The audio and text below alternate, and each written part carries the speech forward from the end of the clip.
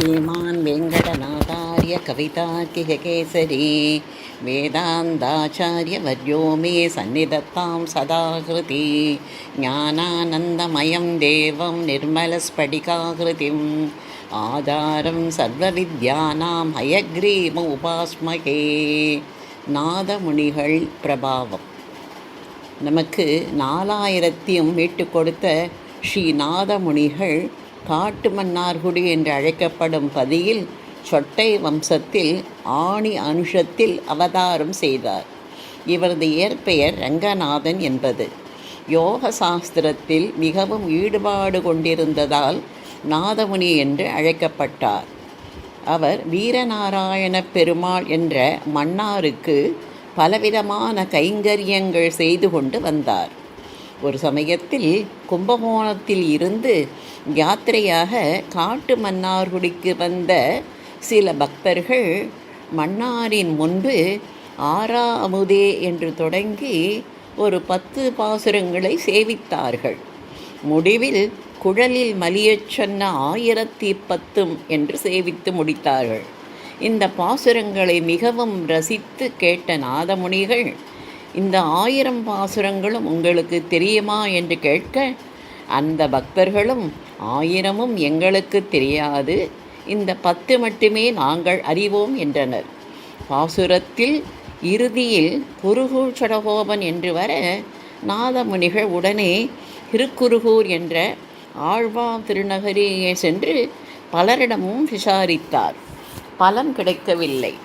ஆழ்வாரின் சீடரான மதுரகவி ஆழ்வாரின் ஆஸ்தானமான திருக்கோளூருக்கு சென்று விசாரித்த போது அவரின் சீடரான பராங்குசன் என்பவர் கண்ணினுள் சிறுத்தாம்பு என்ற 11 பாசுரங்களை அவருக்கு கற்பித்து 12,000 முறை ஜபித்து பார்க்கவும் என்றும் கூற, அவரும் ஆழ்வார் அவதரித்த புளிய மரத்தின் அடியில் அமர்ந்து ஏக சிந்தையனாய் ஜெயிக்க, ஆழ்வாரும் யோக தசையில் தோன்றி 1000 மட்டும் அல்லாமல் மற்ற ஆழ்வாரில் அருளிய 4000 பாசுரத்தையும் வழங்கினார்.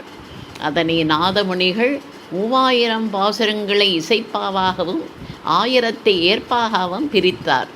தனது மருமகன்களான மேலே அகத்து ஆழ்வான், கீழே அகத்து ஆழ்வானை கொண்டு இசை அபிநயம் கூட்டி 4000 பரப்பச் செய்தார். இவரின் பேரனான ஆளவந்தார் ஒரு போட்டியில் ஆக்கியாழ்வான் என்பவனை வென்று ராஜாவாக இருந்து வந்தார். நாதமணிகளின் சீடர்களான மணக்கால் நம்பி, உய்யக்கொண்டா என்பவர்கள் ஆளவந்தாரை திருத்தி நமது சம்பிரதாயத்திற்கு கொண்டு வந்தார்கள். நாதமுனியின் காலத்திற்கு பிறகு யோகசாஸ்திரம் மறைந்து சரணாகதி மார்க்கம் ஏற்பட்டது. அதற்கு வித்திட்டவர் ஆளவந்தார் ஆவார். அதனை பரப்பியவர் ஸ்ரீ ராமானுஜர். தனது கடைசி காலத்தில் இவர் யோகத்தில் இருக்கும்போது இவரை தேடி வேடர்கள் போல வில்கேந்திய இருவரும் ஒரு பெண்ணும் குரங்கை அழைத்து கொண்டு இவரின் இல்லத்திற்கு வந்து உள்ளார்கள். இவரின் மனைவியிடம் விசாரிக்க அவளும் உள்ளே சென்று நாதமொழிகளிடம் விஷயத்தை கூறியுள்ளார்.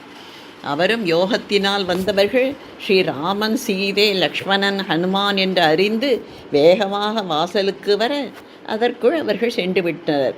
இவர் மிகவும் மனம் பதைத்து பின்னாடியே ஓடி அழுது கொண்டே சென்றாராம்.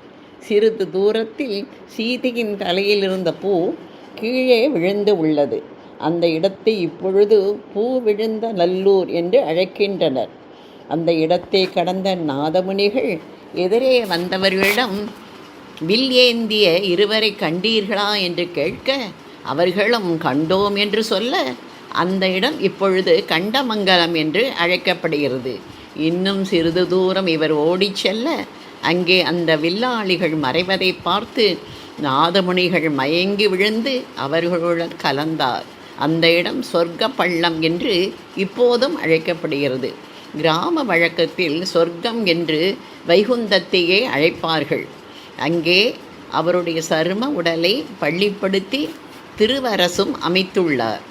இவரது பேரனான ஆளவந்தாரும் இவரை பற்றி தமது ஸ்தோத்திர ரத்னத்தில் நமோ சிந்தையாத்புதா கிருஷ்ணஞானவைராகியராசையே நாதாய மனையே காத பகவத் பக்தி சிந்தவே என்றும் அக்ருத்ரிமத்வச்சரணாரவிந்த பிரேம பிரஹர்ஷாவதிம் ஆத்மவந்தம் பிதாமகம் நாத முனிம் விலோக பிரசீதமத்பிருத்தம் அச்சிந்தயித்வா என்று குறிப்பிடுகின்றார். நாதமுனிகளின் திருவடிகளையே சரணம். கவிதார்க்கிக சிம்ஹாய கல்யாண குணசாலினே ஸ்ரீமதே வெங்கடேசாய வேதாந்த குரவே நமः. வாதி விபசிரோபங்க பஞ்சானன பராக்கிரமः ஸ்ரீமான் வேங்கடநாதார்ய சிரம் விஜயதாம் புவி. ஸ்ரீமதே நிகமாந்த மகாதேசிகாய